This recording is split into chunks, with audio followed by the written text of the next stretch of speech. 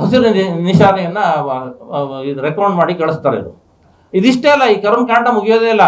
5.5 ವರ್ಷ ಅವ್ರು pre feasibility report ಒಳಗೆ ಹೇಳಿರೋದು ಈ ಪ್ರಾಜೆಕ್ಟ್ ಅವಧಿ 5.5 ವರ್ಷ ಅಂತ ಹೇಳ್ತಾರೆ. 5.5 ವರ್ಷದಲ್ಲಿ ನೋಡಿ, 1-2 ವರ್ಷದಲ್ಲಿ 10,000 ಕೋಟಿ ಆಗಿದ್ದು 5 ವರ್ಷದಲ್ಲಿ 1 ಲಕ್ಷ ಕೋಟಿ ತಲುಪಬಹುದು. ಇದು ಅಂದರೆ ಯಾವುದೇ ಸರ್ಕಾರ ಬಂದರೂ ಅದೊಂಥರ ಕರಿಯ ಎಮ್ಮೆ. ಇದು ಎತ್ತಿನ ಹೊಳೆ ಯೋಜನೆ ಇದೆಯಲ್ಲ, ಅದೇ ಥರ ಇದೊಂದು ಮತ್ತೊಂದು ಯೋಜನೆ ಮಾಡಕ್ಕೆ ಹೊಂಟಿದ್ದಾರೆ. ಇದರಿಂದ ಯಾವುದೇ ಪ್ರಯೋಜನ ಇಲ್ಲ.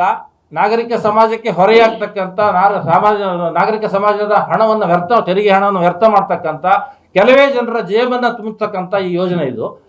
ಆಮೇಲೆ ಇದಕ್ಕೆ ಕೇಳಿದರೆ, ಅದು ನಾನು ವಿವರವಾಗಿ ಬೇಕಾದ್ರೆ ಹೇಳ್ತೀನಿ, ಇಲ್ಲಾಂದ್ರೆ ಟೆಕ್ನಿಕಲಿ ಶ್ರೀಪತಿ ಸರ್ ಹೇಳ್ತಾರೆ.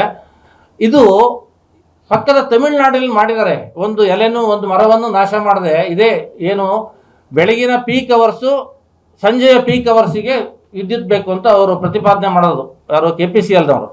ಆಗ ಡಿಮ್ಯಾಂಡ್ ಜಾಸ್ತಿ ಇರುತ್ತೆ, ಬಳಕೆ ಜಾಸ್ತಿ ಆಗ್ತಾ ಇರುತ್ತೆ. ಆ ಟೈಮಲ್ಲಿ ನಾವು ಈ ಪಂಪರ್ ಸ್ಟೋರೇಜ್ ಮೂಲಕ ನಾವು ಕೊಡ್ತೀವಿ ಅಂತ.